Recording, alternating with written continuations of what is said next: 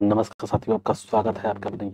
और आज हम लोग पढ़ेंगे विद्युत का, इलेक्ट्रिसिटी है, ठीक है ना। क्वेश्चन है, जब कांच की छड़ रेशम की छड़ से लगा रहता है तो छड़ ऋण आवेशित होगा, धन आवेशित होगा, उदासीन होगा, पहले ऋण आवेशित होगा फिर धन आवेशित होगा। आंसर होगा धन आवेशित होगा। दूसरा, किसी आवेशित चालक का संपूर्ण आवेश उसके आंतरिक पृष्ठ पर रहता है, बाहरी पृष्ठ पर रहता है, कुछ आंतरिक पृष्ठ पर व कुछ बाहरी पृष्ठ पर रहता है। ये सभी सत्य है। इसका आंसर बी हो जाएगा, बाहरी पृष्ठ पर रहता है। दो आवेशों के बीच लगने वाले बल से संबंधित है एम्पियर, कूलाम, फैराडे और ओम का। तो ये तो कूलाम का नियम है। दो आवेशों के बीच लगने वाले बल संबंधित है कूलाम से, तो ऑप्शन 3 का बी हो जाएगा। आगे, यदि विद्युत आवेशों के मध्य दूरी को आधा कर दिया जाए तो उनके मध्य विद्युत बल मान हो जाएगा आधा, दोगुना, चौगुना, एक चौथाई। ऑप्शन सी हो जाएगा इसका चौगुना। ठीक है। आगे, समान आवेश में होता है आकर्षण, ससंजक, विकर्षण और ससंजन। ये आसंजन है, ससंजन है, तो 5 का हो जाएगा सी, विकर्षण हो जाएगा। दो समान आवेश से विकर्षण हो जाएगा विकर्षण। ठीक है। आगे, जब एवोनाइट की छड़ को बिल्ली की खाल से रगड़ते हैं तो एनोबाइट की छड़ ऋण आवेशित हो जाएगा, धन आवेशित हो जाएगा, उदासीन हो जाएगा, पहले आवेशित ऋण आवेशित होगा या फिर धन आवेशित। ठीक है। तो इसका आंसर 6 का क्या हो जाएगा, 6 का ए हो जाएगा, ऋण आवेशित हो जाएगा। ठीक। आगे, वस्तुओं का आवेशन किसके स्थानांतर के फलस्वरूप होता है, इलेक्ट्रॉन, पॉजिट्रॉन, फोटॉन, न्यूट्रॉन। इसका 7 का हो जाएगा ए, इलेक्ट्रॉन। ठीक है। चलिए आगे हम लोग बढ़ते हैं। 7 का हो गया, आप कार में जा रहे हो, यदि आसमान से बिजली गिरने वाली हो तो सुरक्षित रहने के लिए कार की खिड़की बंद कर लेंगे, कार की खिड़की खोल देंगे, कार से उतर कर नीचे बढ़ जाएंगे, कार के ऊपर बढ़ जाएंगे। तो ये बी हो जाएगा इसका ऑप्शन। 8 का क्या हो जाएगा, 8 का ए हो जाएगा, खिड़की का कार की खिड़की बंद कर लेंगे। ठीक है ना, बंद कर लेंगे। तो स्थिर आवेशों के बीच लगने वाले बल उसकी मात्राओं के गुणनफल के अनुक्रमानुपाती, उनकी दूरी के बीच वर्गमानुपाती होता है। यह नियम ओम का नियम, किरचॉफ का नियम, कूलाम का नियम या फैराडे का नाम। ये परिभाषा किसका है, 9 का हो जाएगा सी, कूलाम का नियम है। दो आवेशों के बीच लगने वाले बल उनकी मात्राओं के गुणनफल के अनुक्रमानुपाती, उनके बीच की दूरी की वर्ग के विक्रमानुपाती होता है। यह कूलाम का नियम है। दसवां है, किसी विद्युत परिपथ में इकाई धन आवेश को एक बिंदु से दूसरे बिंदु तक ले जाने में किए गए कार्य द्वारा मापा जाता है। यह बिंदु के बीच प्रतिरोध को, विभवांतर को, धारा को और विद्युत धारा पर बल को। तो 10 का हो जाएगा बी। ठीक है। चलिए, यह हुआ है, धारा विद्युत की सुचालक होती है क्योंकि धातुएं, धारा नहीं। देखिए, 11 नंबर क्वेश्चन है कि धातुएं विद्युत के सुचालक होती हैं क्योंकि उनमें मुक्त इलेक्ट्रॉन होते हैं, उनके परमाणु हल्के होते हैं, उनके गलनांक ऊंचा होता है। उपयुक्त सभी 11 का हो जाएगा ए, उसमें मुक्त इलेक्ट्रॉन होते हैं। निम्नलिखित में से सर्वोत्तम विद्युत चालक है तांबा, लोहा, एल्युमिनियम और चांदी।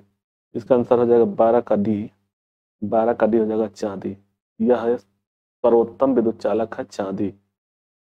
अतिचालक का लक्षण है उच्च पारगम्यता, निम्न पारगम्यता, शून्य परमगत्य, अनंत परमगत्य। इसका आंसर हो जाएगा 13 का ए, उच्च पारगम्यता। निम्नलिखित में से कौन निम्नलिखित में कौन सा अर्धचालक नहीं है, अर्धचालक। तो आर्सेनिक है, सिलिकॉन है। देखिए, ये तो है दोनों, आर्सेनिक, सिलिकॉन, जर्मेनियम और सिलेनियम, ये चारों में से कौन है अर्धचालक नहीं है, एक कोई नहीं है।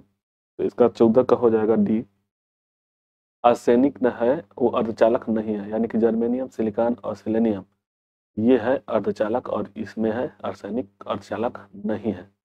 ऐसे पदार्थ जिनमें सामान्य अवस्था में मुक्त इलेक्ट्रॉन नहीं होते हैं लेकिन विशेष परिस्थितियों जैसे उच्च ताप या अशुद्धि मिलाने पर इलेक्ट्रॉन मुक्त किए जा सकते हैं, कहलाते हैं सुचालक, अचालक, उच्चालक, अर्धचालक। तो इसका आंसर हो जाएगा 15 का डी, अर्धचालक। ठीक है। आगे, ताप कि बढ़ाने पर चालक पदार्थों का वैद्युत प्रतिरोध वैद्युत चालकता पर क्या प्रभाव पड़ता है। वैद्युत प्रतिरोध बढ़ता है जबकि वैद्युत चालकता घटती है। वैद्युत प्रतिरोध घटता है जबकि वैद्युत चालकता बढ़ती है।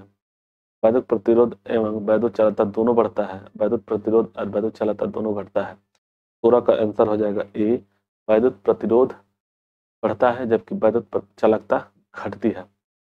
तांबा मुख्य रूप से विद्युत चालन के लिए प्रयोग किया जाता है क्योंकि इसका गलनांक अधिक है, यह सस्ता है, यह बहुत टिकाऊ है, इसकी विद्युत प्रतिरोधता निम्न होती है। ठीक है, तो इसका आंसर 17 का हो जाएगा डी। इसकी विद्युत प्रतिरोधकता निम्न होती है।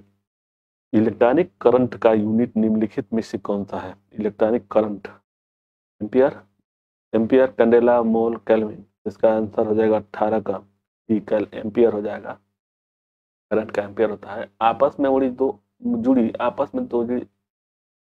जुड़ी दो आवेशित वस्तुओं के बीच विद्युत धारा नहीं प्रवाहित होती है यदि वो समान आवेश में हो, समान धारिता पर हो और समान प्रतिरोध पर और समान विभव पर।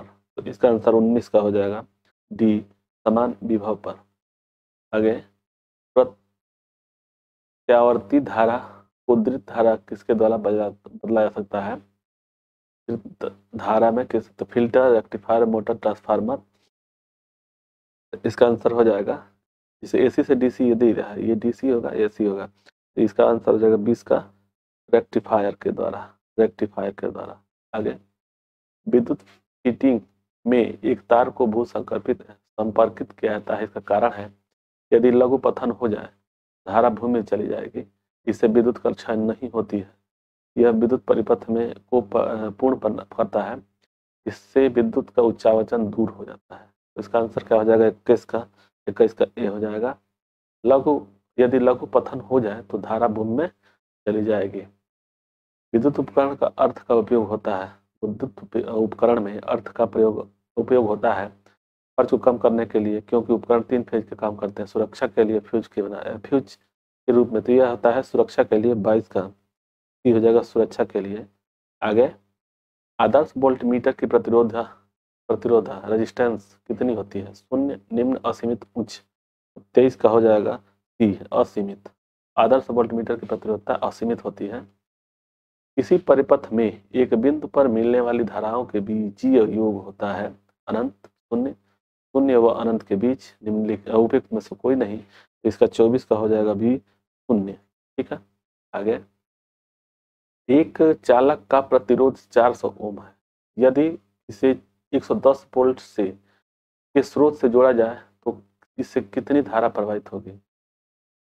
एक चालक प्रतिरोध 400 ओम से है, यदि 110 वोल्ट की धारा से की जाए तो धारा प्रवाहित होगी। तो ये हो जाएगा कितना, 25 का हो जाएगा टी, 0.25। ठीक है, एम्पियर।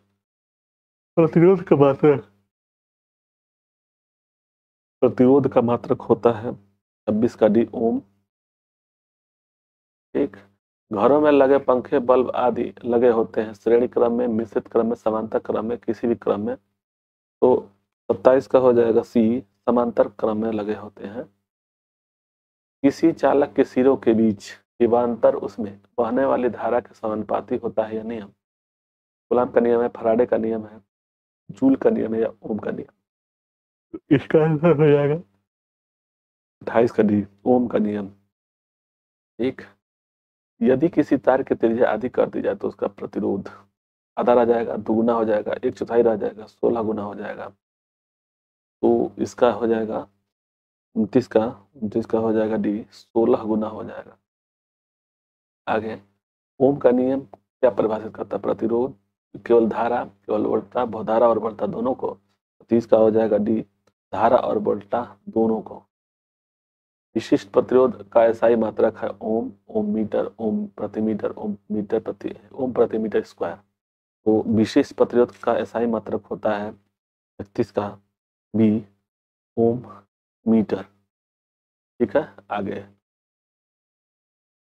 एक तार की लंबाई L मीटर है। तार को खींचकर उसकी लंबाई 2L कर दी जाए तो उसका प्रतिरोध हो जाएगा पहले का दोगुना पहले का 4 गुना, पहले का 1/4 अपरिवर्तित रहेगा। 32 का हो जाएगा ए पहले का 2 गुना। ठीक है, आगे एक सामान्य शुष्क सेल में विद्युत अपघट्य होता है जिंक, गंधक का अम्ल, अमोनियम क्लोराइड, मैग्नीशियम ऑक्साइड। 35 का हो जाएगा कि अमोनियम क्लोराइड। आगे हम लोग बढ़ेंगे तो देखिए 34 दिया हुआ है कि सेल से संबंधित सम्मिलित के दिए सूची 1 सूची 2 है। इलेक्ट्रॉन, इलेक्ट्रोड, धन इलेक्ट्रोड और ऋण इलेक्ट्रोड, धन इलेक्ट्रोड, इलेक्ट्रोटाइड और विध्रुवक। इसमें हम लोग को देखना है कि कौन किस में है। देखिए 34 का सी होगा, 34 का ए का 2 जिंक का ऋण जो बनता है जिंक का बर्तन से बनता है, और धन इलेक्ट्रॉन कार्बन से बनता है, और ये हो गया इलेक्ट्राइड अमोनियम क्लोराइड पेस्ट से बनता है, अभी ध्रुवक बनता है मैग्नीज ऑक्साइड से। ठीक है, तो इसका आंसर हो जाएगा सी, 34 का सी। आगे एक कार बैटरी में प्रयुक्त विद्युत अपघट्य होता है हाइड्रोक्लोरिक अम्ल, नाइट्रिक अम्ल, सल्फ्यूरिक अम्ल और अशुद्ध जल। तो ये होता है 35 का, 35 का हो जाएगा नाइट्रिक अम्ल। ठीक है, आगे शुष्क सेल है, प्राथमिक सेल, शुष्क सेल है, प्राथमिक सेल, द्वितीय सेल, तृतीय सेल, चतुर्थ सेल। तो 36 का हो जाएगा ये प्राथमिक सेल है, शुष्क सेल प्राथमिक सेल है। आगे हम लोग बढ़ते हैं। लोहे के ऊपर जिंक की परत चढ़ाने से क्या कहते हैं, चढ़ाने को क्या कहते हैं, तो गैल्वेनाइजेशन बोलते हैं उसको। ठीक है ना, इसको गैल्वेनाइजेशन बोलते हैं। लोहे के ऊपर जिंक का परत चढ़ाने पर गैल्वेनाइजेशन बोलते हैं। 37 का ए हो जाएगा। ठीक है, आगे वैद्युत अपघटन की प्रक्रिया में किसी इलेक्ट्रोड पर मुक्त हुई पदार्थ की मात्रा संपूर्ण प्रवाहित आवेश की अनुक्रमानुपाती होता है। यह नियम फैराडे के विद्युत अपघटन संबंधी प्रथम नियम है। फैराडे का विद्युत अपघटन संबंधी द्वितीय नियम है। फैराडे के विद्युत अपघटन संबंधी तृतीय नियम इनमें से कोई नहीं है। 38 का हो जाएगा ई, ये है फैराडे का विद्युत अपघटन संबंधी प्रथम नियम है। और यदि किसी चालक की भौतिक अवस्था जैसे ताप आदि में कोई परिवर्तन न हो तो चालकों के सिरों पर लगाया गया विभवांतर उसमें प्रभावित धारा के अनुक्रमानुपाती होता है। यानी किसका है, कूलाम का नियम है, या ओम का नियम है, या फैराडे का नियम है, या किरचॉफ का नियम है। यह 39 का हो जाएगा बी, ओम का नियम है। ठीक है, आगे हम लोग बढ़ेंगे। फैराडे का नियम संबंधित है विद्युत अपघटन से, गैसों के दाब से, विद्युत विक्षेपण से, विद्युत प्रसार से। इसका आंसर हो जाएगा ए, विद्युत अपघटन से। तो आप लोगों को ये वीडियो अच्छा लगे तो लाइक और शेयर सब्सक्राइब जरूर करें, और कमेंट जरूर करें। आपको इसका पीडीएफ चाहिए तो उसका हम पीडीएफ भेज देंगे, कमेंट कर दीजिएगा। ठीक है, हम उसको अपने लिंक में या तो गूगल ड्राइव में डाल देंगे, आप वहाँ से डाउनलोड कर सकते हैं। इसलिए जय हिंद, जय भारत।